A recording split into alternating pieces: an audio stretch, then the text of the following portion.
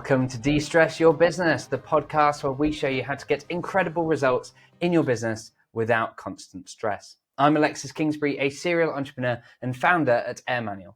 Today, I'm joined by a dear friend and a phenomenal content expert in Georgia Kirke. Georgia leads a team at Right Business Results where they help entrepreneurs build their personal brands by producing top-notch books, blogs, podcasts, and their promotional campaigns. She's agreed to share her secret sauce on how you can generate 6 months of content in just 60 minutes. Now, this is going to be a game changer for all those leaders out there who want to elevate their brands, both personal and company and product brand and so on, without spending all their time on content. So, Georgia, welcome to the podcast. Thanks so much for having me, Alexis. I'm looking forward to it.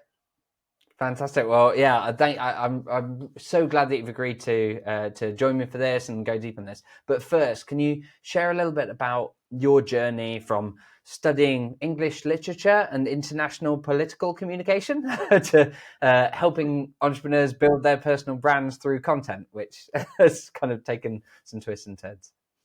Yes, thank you very much. It sounds like how would those things link together, but actually it's maybe people listening into this can relate, you know, when you realize what you're passionate about and you decide to turn that into a business, actually you can see where it's cropped up at all these other times of your life. And usually it's something that is so close to you, you don't see it until you really try. So I've always been a bit of a nerd and a total bookworm. And my 7th birthday present was a typewriter. I used to read the dictionary for fun and see how many new words I could remember, set myself word goals. You know, I've always loved languages and the history of words, the origin of words.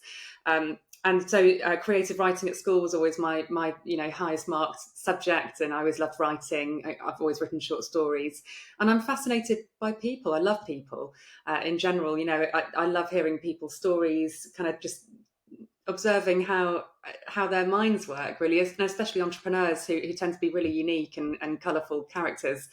And so I went to study English literature at uni because I wanted to do something that I loved and didn't know vocationally what I'd turn it to at that point. And then went into commercial management, and I did a graduate training scheme with Caterpillar's UK distributor Finning, which was incredible. And every 8 months for 2 years, so 3 times, we'd move somewhere new. We'd be told where we were going 3 weeks before, and it could be anywhere in the UK, but also the world, wherever they had operations. So Canada was on the cards at one point. And then we'd learn different things about, about what it took to run the business and would help with projects. So that was exciting. And I learned that was where I kind of started to think more about business. I come from a family of entrepreneurs on both sides of the family as well. They've always done things their own way. But construction wasn't quite where I saw myself. And so I decided to hit the reset button, do the thing that I never thought I would do, and go back to school.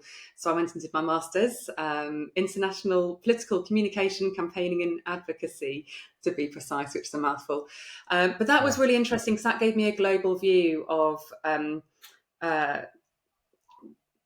deliberate relationships, political relationships, and how that trickles down into the general public's understanding of the world that they live in, and then how businesses respond to that.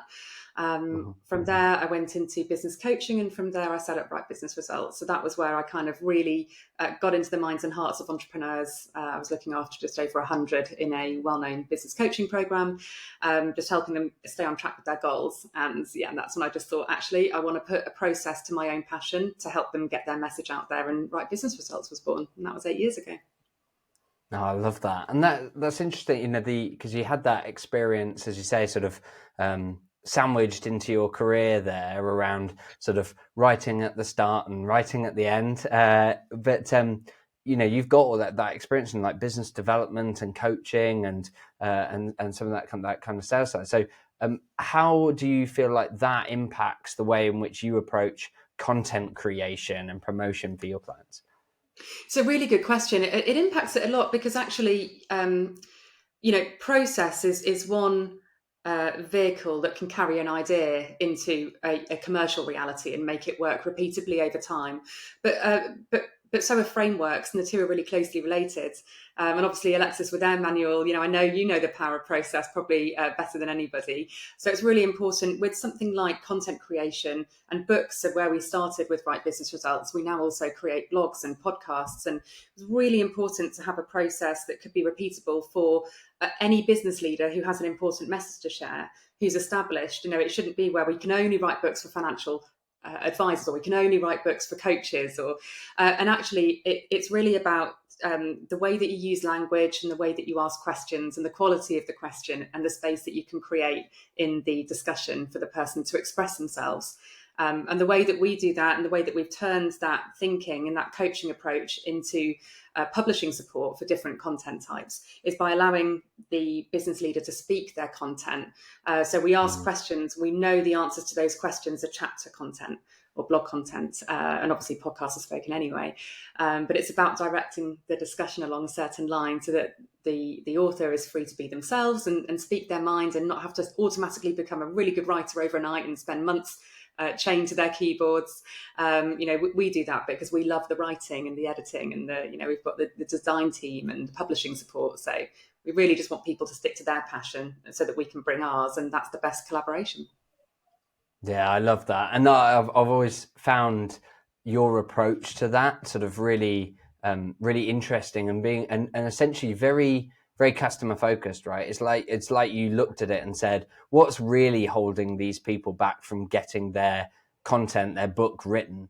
And saying it's not lack of knowledge, it's not lack of research, they've done all of that. The hard bit is that they really just don't know how to get started. They don't know how to structure it. They hold themselves back for all these sorts of ways. And I think it's amazing that you've tapped into basically something that actually your target customer tend to be very comfortable with, which is answering questions about their level, their area of expertise. And so you've turned that into your entire process, which is awesome. And it reminds me actually that Georgia, you were, as you know, you were the first client of ours who specifically asked, do you provide like some kind of consulting support to get the processes out of my brain and documented? And at the time the answer was no, but I said, but I'll happily try and work out whether that's something we can provide, and whether I can then even train that to other people that can do it. And as a result, we tried it out, got amazing results, and others may have heard me talk about, in Georgia's case, I think we've got a case study on the website, saving like 200 hours per new team member hired in terms of training them. And I remember us doing that in that first program.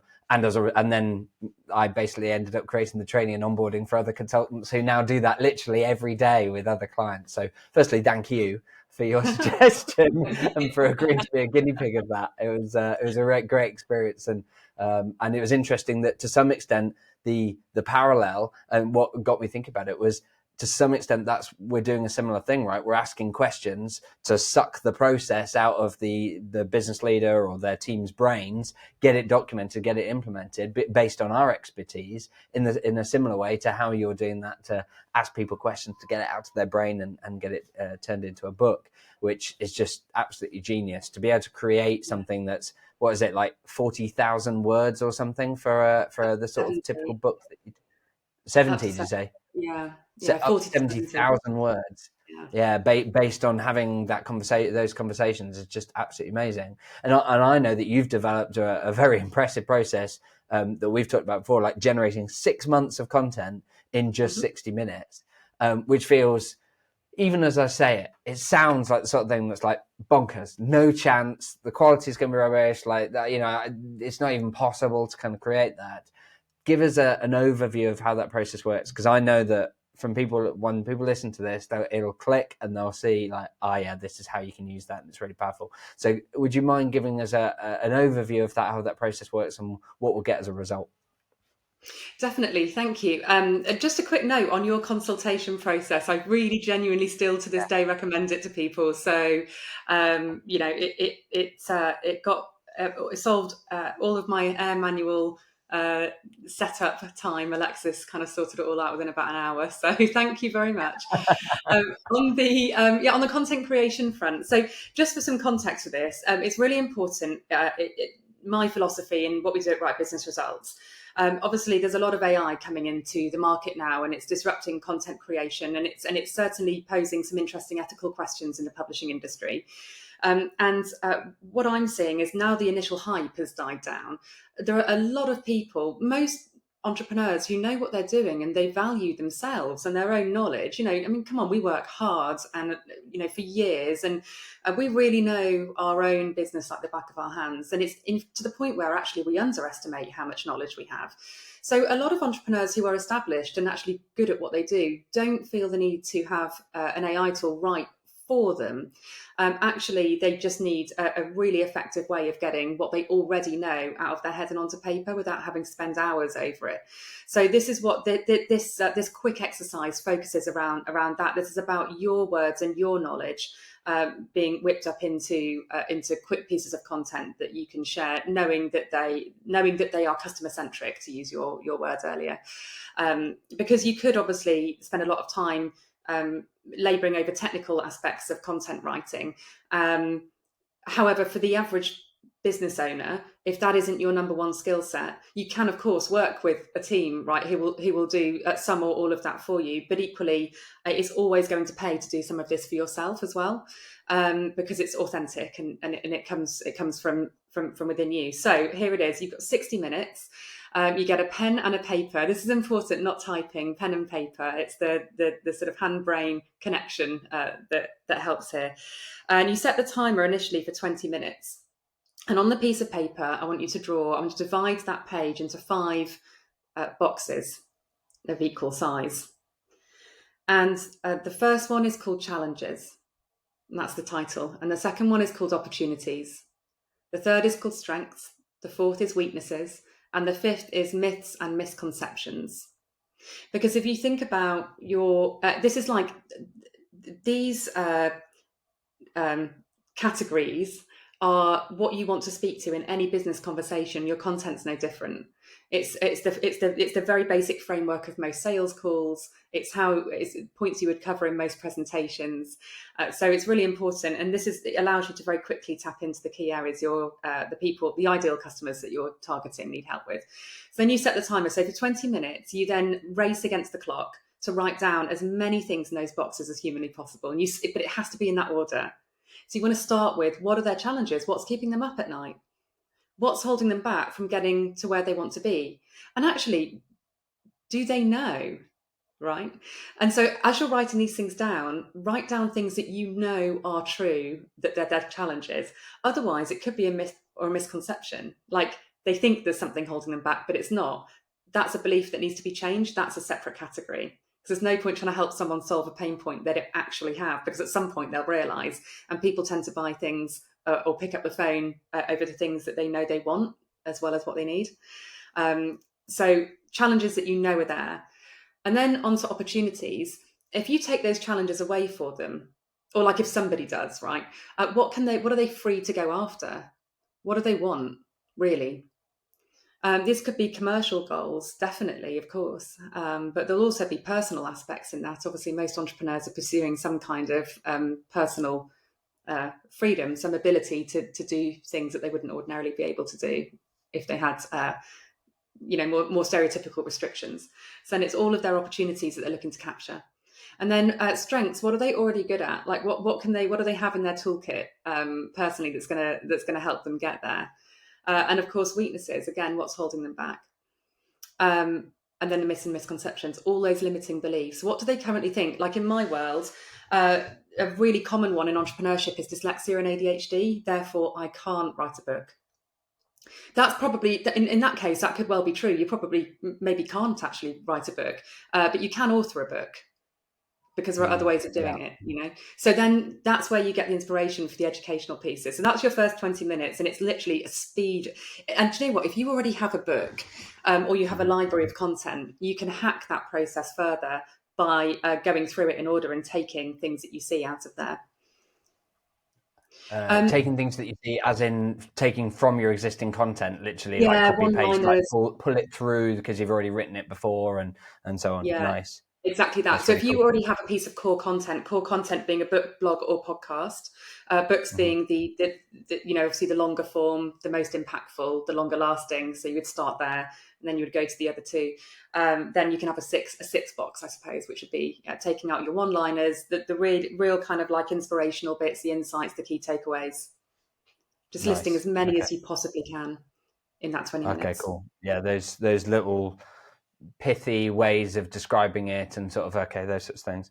Okay. And just to check, like challenges and weaknesses, what's the difference in those things? Like the can you give us an example of something that someone might describe as a weakness that wouldn't come under challenges? And I appreciate they're just prompts to kind of bring this stuff out, right? But yeah, Yes. where do So they a count? challenge would be something like being time poor, like time is the external factor that's Sure. acting as a barrier to productivity, whereas a weakness would be poor organisation. Okay, cool. Yeah, Yeah, so makes something sense. personal within them. Okay, cool. Excellent. So we've Mm. done that for 20 minutes. We've got it all Yeah. written down, and I've literally got a pad here just because I'm literally thinking how the process would work. So we've done our 20 minutes. We've written down loads of notes. Maybe we've copied and pasted stuff from core content and so on. Now what do we do? And now you want to set the timer for 10 minutes. Okay. And you want to pull out as many of those as possible that you think you can expand on quickly. Okay. Just highlight the ones that you think this is really good. This speaks to my audience. For this to work, you Right. need to be clear on your ideal customer in the first place. Yeah. You need an avatar, you need to know who they are. Yeah, and I think we've taken that as taken it almost as read, but I think that is definitely is the starting point of all this is make sure you're clear on who the ideal customer is, and I think that then makes all of this exercise easier because you're able to Mm, think of real people that you've spoken to, customers that you've worked mm, with, people that you've helped, and really get clear about for them. Whereas often I think that as soon as you go broad with the ideal customer, so if you said all people who work in a business, then thinking about their challenges, strengths, weaknesses, it always becomes, well, it depends. It's like, no. It needs to be, specifically business leaders or, owners who have businesses of this size and this industry or whatever, and makes it really easy. Okay, cool. So we've it done 20 does, yeah. minutes brainstorming. We've got 10 minutes of highlighting some of the best bits that we think can be expanded. What next? And then for the rest of the time, you've got half an hour. You're now, again, looking to speak or write down just 150 to 200 words on each of those, what you've now got as headlines, essentially. Cool. And the key here is done, not perfect. It's the speed is actually Mm, important. Like we'd never write a book this way. We wouldn't be like, right, we're going to set the timer for 2 days, go. It'd be like terrible. But the whole point of this is, when you're sharing, you're sharing snippets from your life. This is for like social media content creation that feeds into the rest of the funnel that you have in place. So, if you have a book, there are only so many times that you can realistically post on LinkedIn, like buy my book, buy my book. It's not compelling. But what you've got to do instead is share, why people should buy the book. But better than that is actually share bits of what they have to gain from buying the book. And then the buying the book is the natural sort of call to action. yeah. But it again depends what your goals are. There might be somewhere specific that you're sending people. Like if you're using this to promote an online training or a book or an event that you're doing, then you want to make sure that everything you're writing down is going to be really specific to that overall topic. If this is general Mm, personal brand building, then of course you just focus on your avatar and you just kind of brainstorm. But the idea is done beats perfect. So when in that half an hour, then once you've got 150 to 200 words under each of those lines, you could wrap up by running what you've got the line, that kind of headline that you chose off your list. Run that through CoSchedule Headline Analyzer, okay. and that will mark you on its SEO. Yeah. And 70 out of 100 turns it green, and that's really good. It's addictive, so just be careful. Well, if you're a nerd like me, like, can I I was get going to 80? say, addictive for a nerd like you in this context. I'll because I've used that tool before on your recommendation in the past, and I can tell you my experience of it is I put in a headline, I go, ugh, and then I'll try maybe one or two times afterwards, and then I'll start to get a bit more angry at it. head, and then I start getting all sort of mean about it, or like critical about it, being like, oh well, it would probably like it if I wrote a headline about the 7 things Beyonce loves about whatever. And of course it does, because that's exactly the sort of clickbaity kind of thing that works. But of course, I've made it so far away from actually what my customer cares about, so they're not usable. So you do have, as you I would say, say user discretion is important, definitely. I I like think that there that's was key for 7. it, because it does have Yeah. some really powerful rules in it that pull out what matters and what makes a difference and so on. And I did. I mean, I genuinely did find it really, really useful for tapping into that headline writing skill and best practice in a very accessible way. So no, I love that. So Well, you've got all I'll of tell these you what, bits. You've got your Alexis, as headlines. well. I wouldn't be cross with anybody. If you experience co-schedule headline analyzer related anger, then ChatGPT probably can create a decent headline. I will concede to a headline.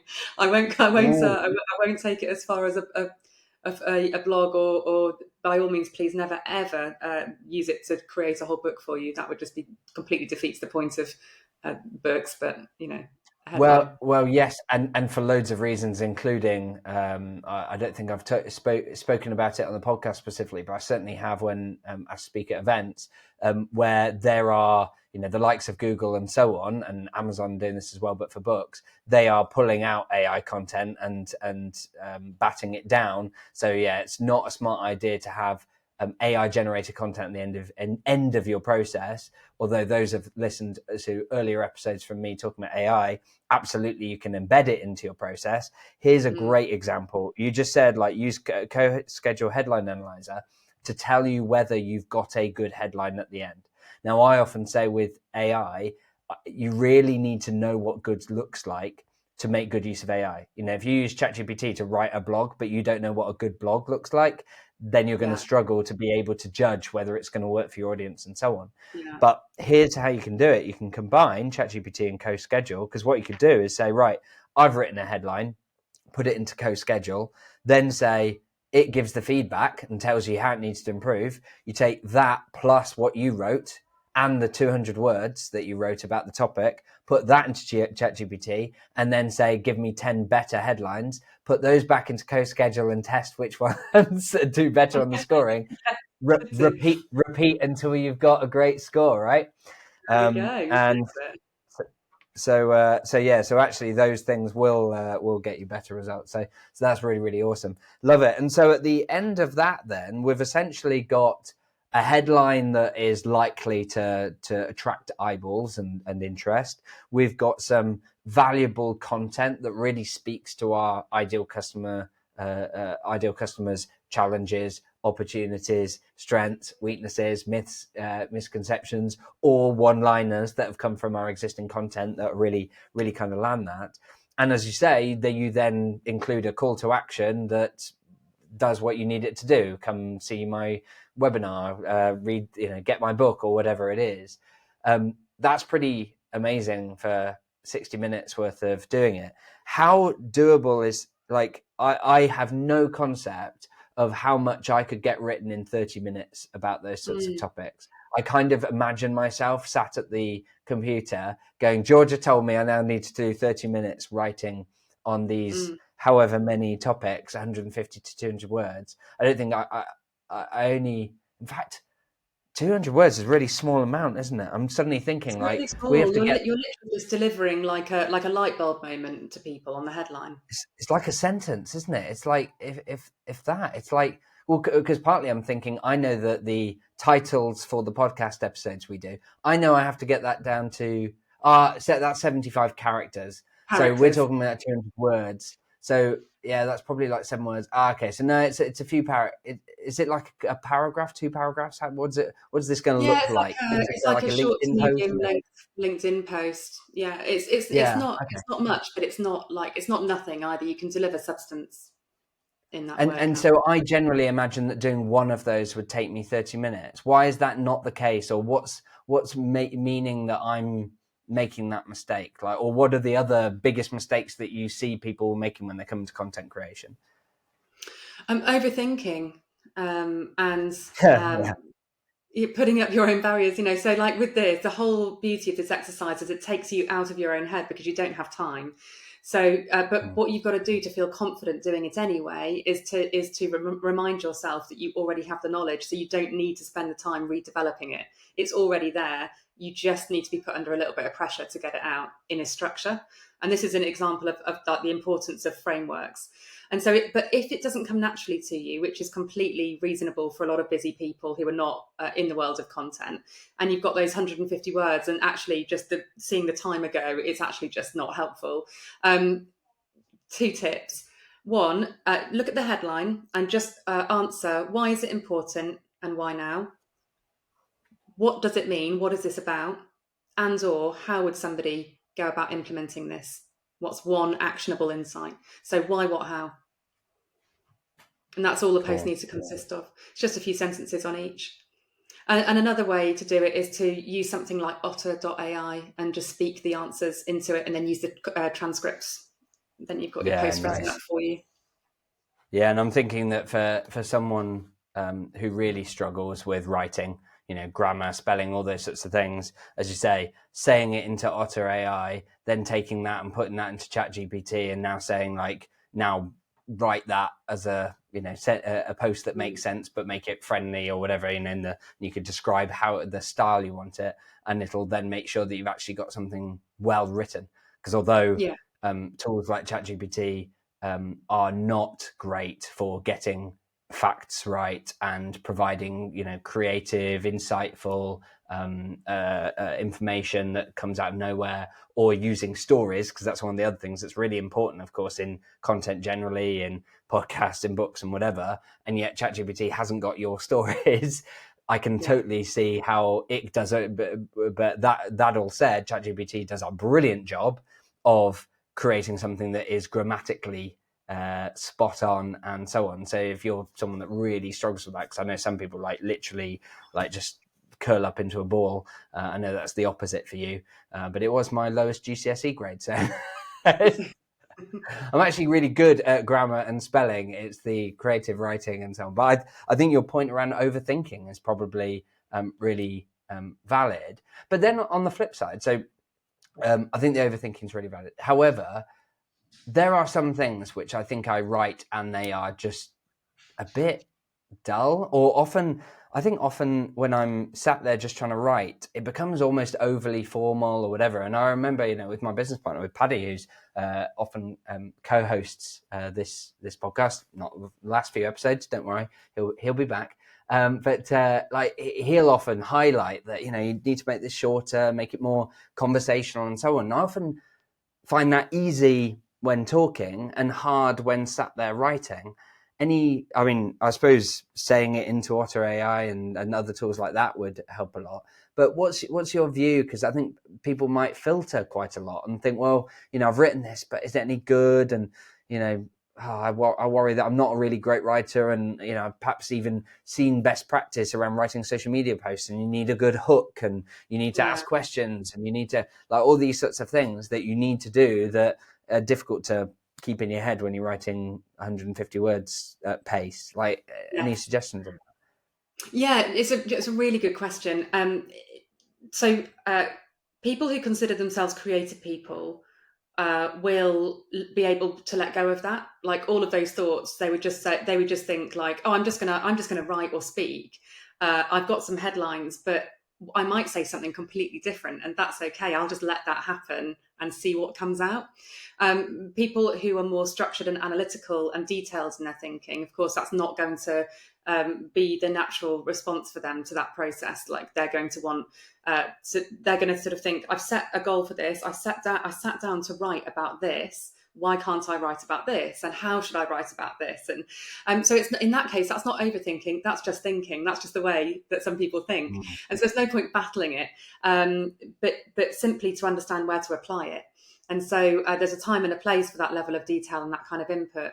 And that kind of self-critique. But when you're trying to form a new habit in an area that you're not naturally passionate about or particularly comfortable in, there's just no point expecting yourself to write as if you're really, really upskilled and have been doing it for a long time. You just have, you sort of have to say, I'm going to put that mental energy into these projects where actually that's really going to help me excel and help the business excel. For this exercise, establish a starting point. It might just be, I'm not creating copy that I expect to generate 20 incoming leads via LinkedIn a month. Instead, I'm going to create copy that helps me find my voice. Or I don't know how much to share. What's too much? What's too personal? Well, put something out there and see. Start with something business related, like the reason you set up your business and why you love it so much, like on an individual level.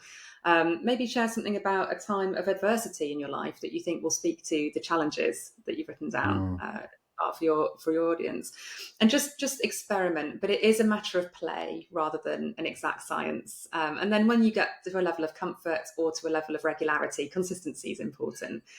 Then you might want to drill down into the technique a bit more. Nice. I love that, and I think it reminds me of. I remember a quote from Stephen Bartlett, where I think he was speaking at Expert Empires, which I think we've both spoken at various points. And I remember he was talking about how one of the, he really struggled with social media for a long time. And of course, people kind of think, what? No, how can that be possible? Like, you've got millions of followers and whatever. And he said, no, I really struggled with it. And the only thing that helped me was consistency and feedback.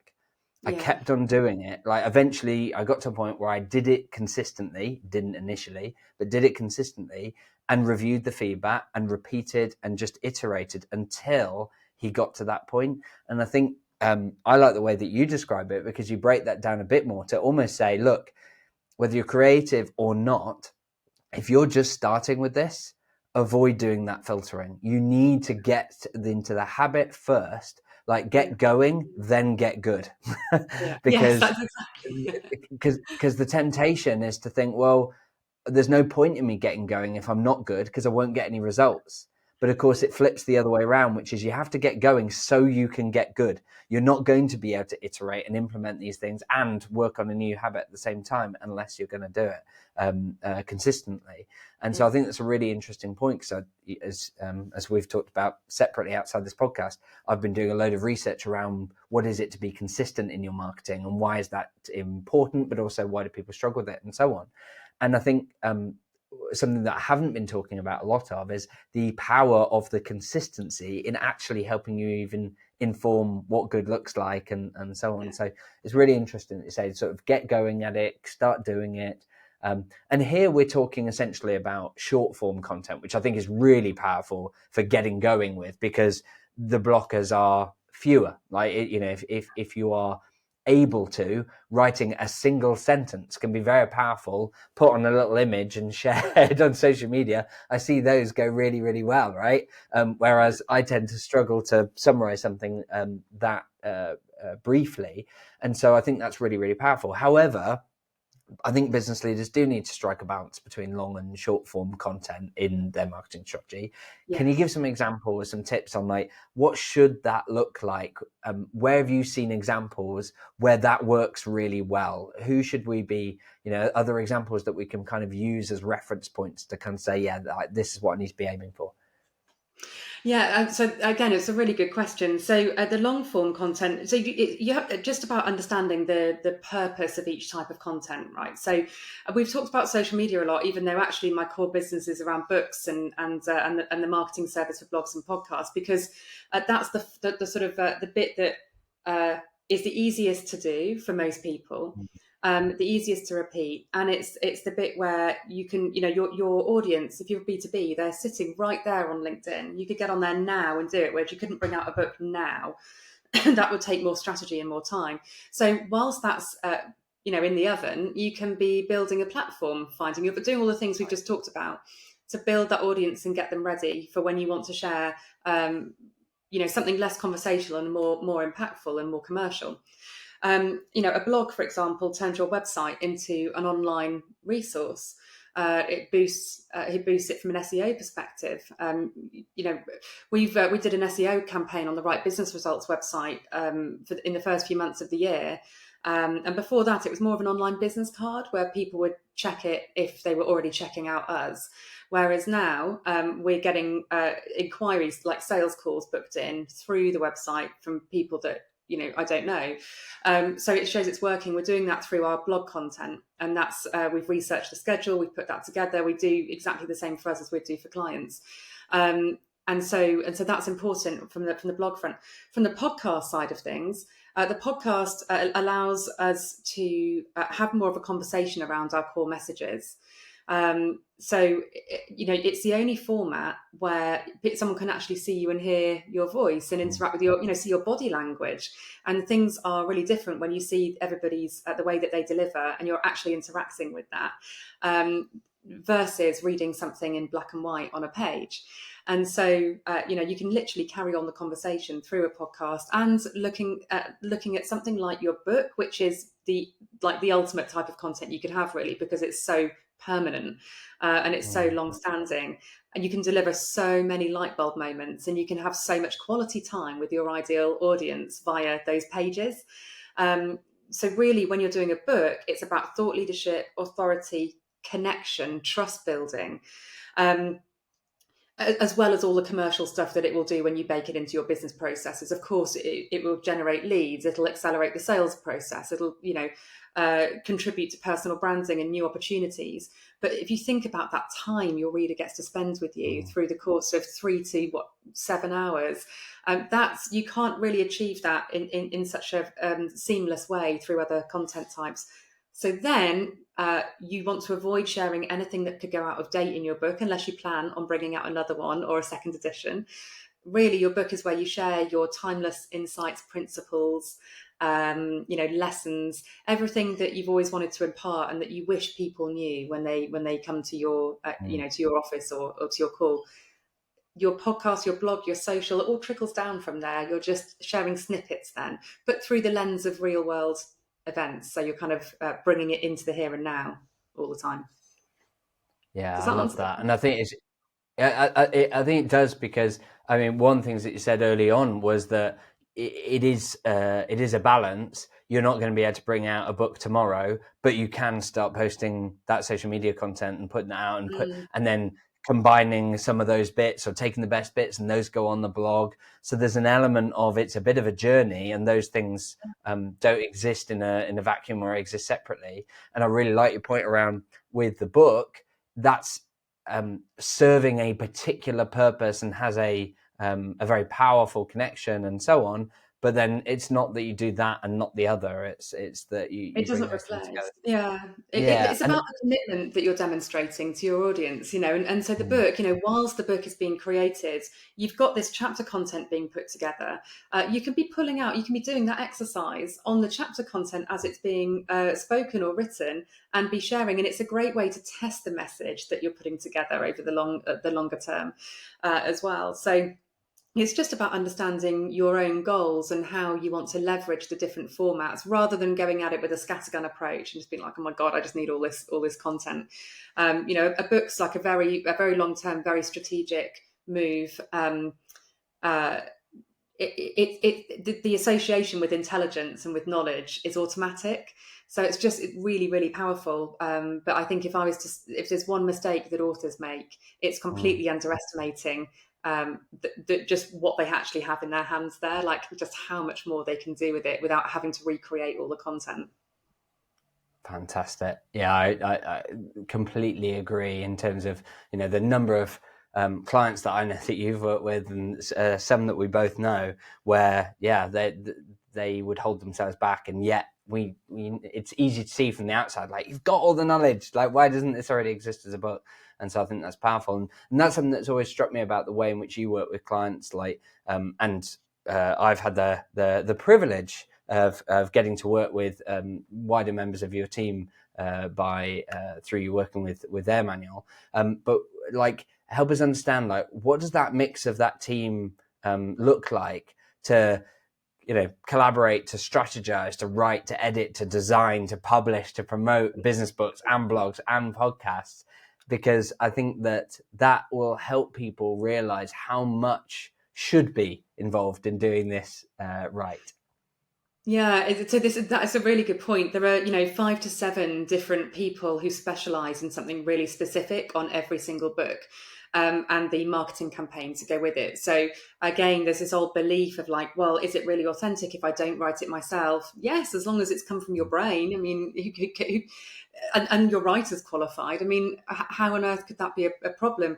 Um, and the editing, my sister edited like a medical journal a few years ago, she's going to help. No, it doesn't count. She's not an editor. It's a technical skill set. You can't do that. The same with proofreading. People will say, I've proofed it, and they mean I've checked it. We're like, no, proofreading, spelling and grammar and reference checks, and ChatGPT and Grammarly. Grammarly's really good, actually. They can't do that because they can't yet understand context. They can only predict what they think should come next based on what's already come. So it gives an impression of understanding, but it's not a genuine understanding.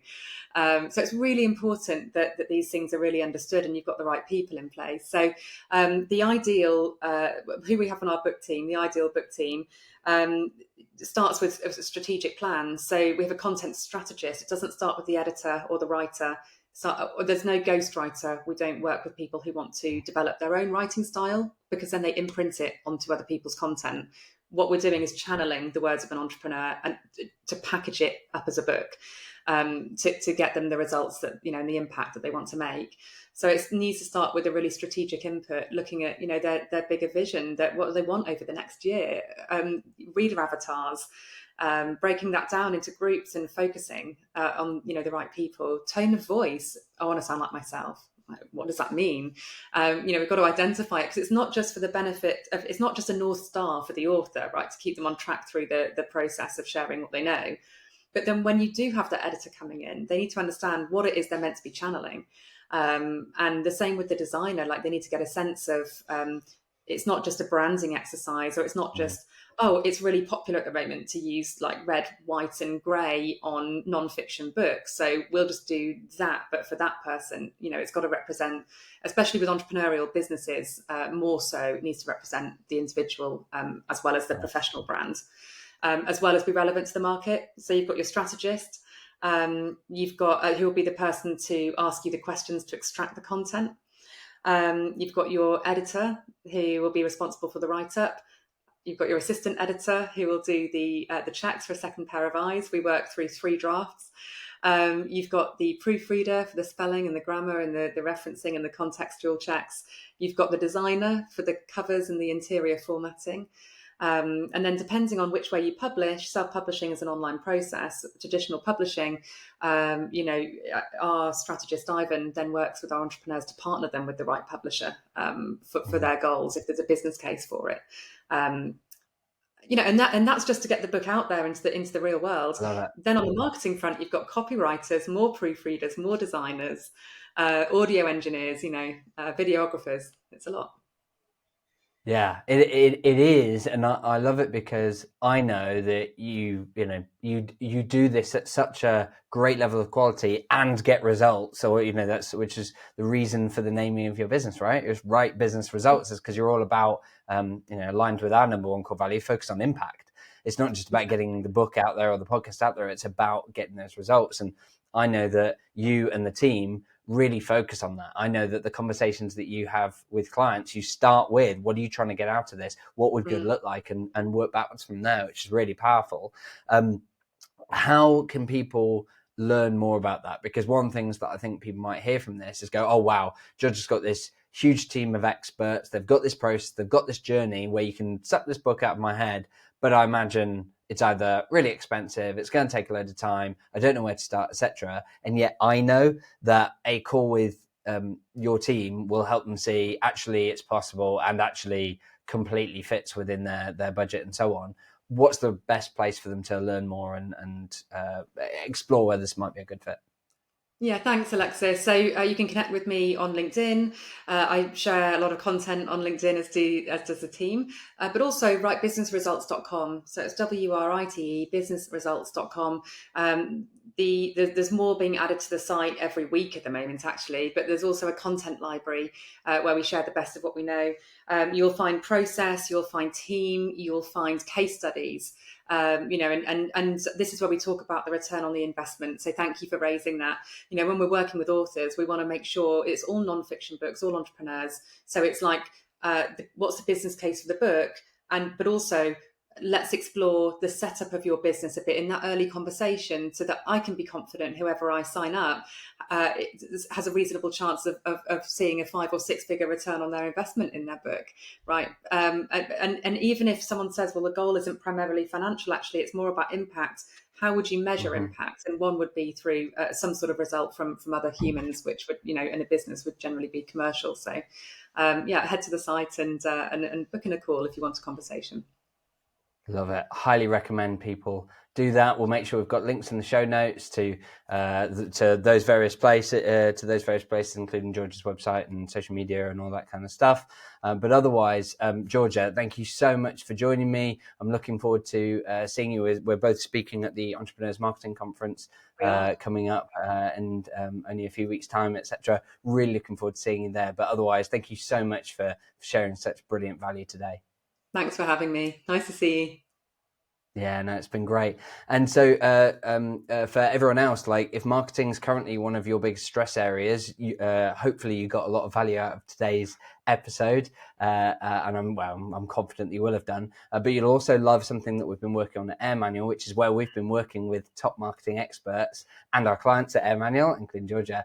We've been looking at what's the playbook that you need for your marketing team, and what are the templates for the guidance and the training that your marketing team needs. Everything from employee onboarding to repurposing content, preparing for podcast interviews. I've even talked to Georgia about the process that we use for preparing for these podcasts and so on, including how you can use AI in various parts of the process, which is something that I know Georgia is actually really passionate about. It's easy to throw rocks at it, as we were kind of doing earlier on specific use cases, but I know Georgia's using it in lots of different areas. So if you're interested in that sort of thing, you can get these as soon as these become available by subscribing for our newsletter at www.scalingwithoutstress.com. Otherwise, that's it for this episode of De-Stress Your Business. Thank you again, Georgia, for sharing your insights and strategies on leveraging content and personal branding. It's been awesome. Otherwise, for all our listeners, if you enjoyed this episode, review it on your favorite podcast platform. If you're watching on LinkedIn or YouTube, give it a comment with perhaps the one thing you learned, or just share it with other people. We'd really appreciate your support. Otherwise, until next time, have fun.